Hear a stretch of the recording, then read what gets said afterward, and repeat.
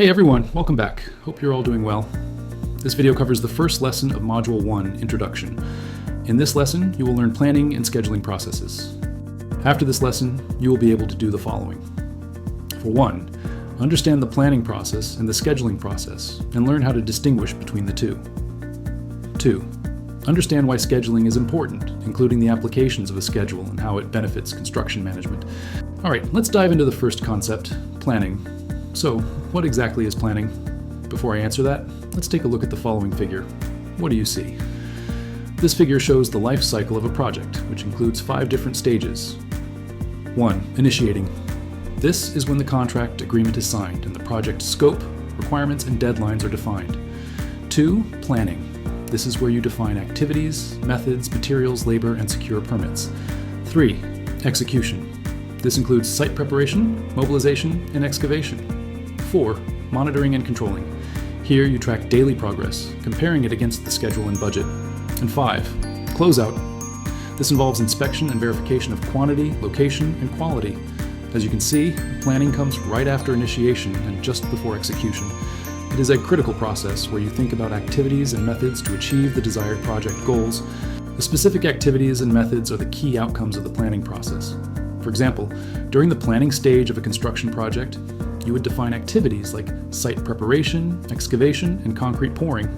You would also determine the methods for these tasks, such as selecting the equipment for excavation or choosing the concrete mix. Without clearly defining these activities and methods, it would be difficult to execute the project efficiently, leading to delays, errors, and unnecessary costs. Proper planning ensures that the right resources and steps are in place, allowing the project to proceed smoothly. Now, let's imagine you want to build a fence for your home. What would be your plan to complete this project? Well, to plan for this, you'd need to make a list of the activities involved and figure out how to complete each one. If you've never done a project like this before, it might be a bit tricky to visualize it. Here's a list of activities along with the methods that is typically required to build a fence. First, you'll need to outline your proposed fence line using spray paint. Next, position the fence posts every 6 to 8 feet. After that, you'll need to dig holes using an auger drill bit or a post hole digger. Once that's done, you can make the base for the posts with gravel. Then, secure the posts with concrete and use temporary bracing to hold them in place.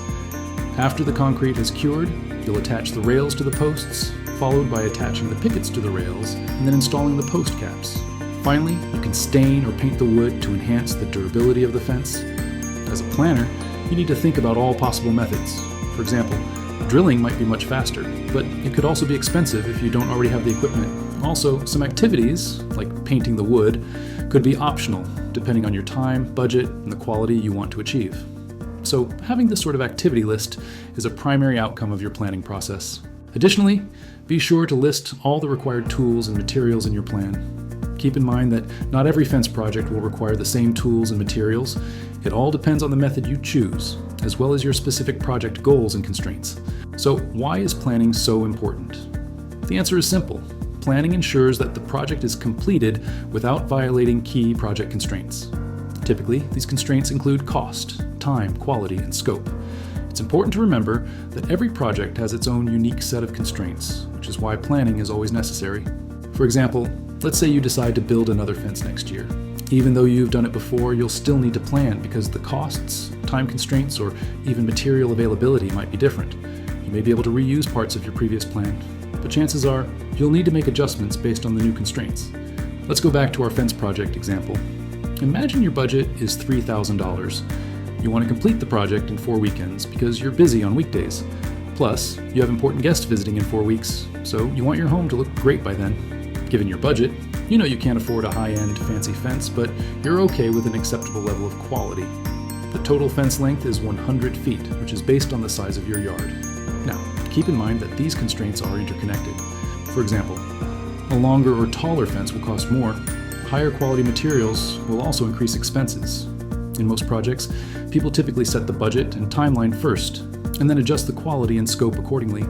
Ultimately, a good plan is one that balances and satisfies all of these constraints. To sum it up, planning involves 2 key components. Number 1, selecting the methods and order of work. And number 2, developing a list of activities. For the methods and work sequence, they are typically determined based on project constraints, which are outlined in contract documents and environmental requirements specified in standards and regulations. Once you've selected a method, you'll need to create a detailed list of activities for 3 key stages of the project. First, pre-construction activities. For example, applying for construction permits, ordering materials, or securing subcontractors. Second, construction activities. This includes the actual building process, such as excavation, foundation work, and structural assembly. Third, post-construction activities, such as site cleanup, final inspections, and submitting required documents to the client. Bottom line, a well-thought-out plan considers all these stages to ensure a smooth and efficient project execution. Planning is not easy, especially for young engineers who have little experience. Even for senior engineers, it requires making judgments and assumptions based on past projects. For projects you've never worked on before, planning involves making your best guesses about what needs to be done and how to do it. A strong plan doesn't just outline one approach, it explores alternative methods and evaluates their pros and cons. For example, in the fence project, you could choose fence rails or panels. For rails, it is easier to install but take longer. For panels, it is faster but require precise measurements and may cost more. A good plan weighs all options before making a decision. It is important to remember that planning does not stop once the project begins. Unexpected issues may arise, requiring adjustments to keep the project within scope, budget, and schedule. That's why planning continues until the project is fully completed and closed out. As mentioned earlier, one of the key functions of planning is identifying methods and means. But do you know what other functions planning serves? Well, in addition to that, project planning also involves estimating, scheduling, and logistics. Estimating helps determine the total project cost, which is crucial for budgeting and financial planning. Then scheduling comes into play, allowing you to estimate the total project duration and ensure that everything stays on track. And finally, logistics focuses on important details like site layout, site access, material handling, and storage locations, which help keep the project running smoothly. So why do you think these additional functions are so important during planning? The answer is that these functions are used to test your original assumptions. Let's say, for example, that the estimated cost is $3,500, which is $500 more than the allowed budget. In this case, you would need to adjust your original plan to reduce costs, perhaps by using cheaper materials.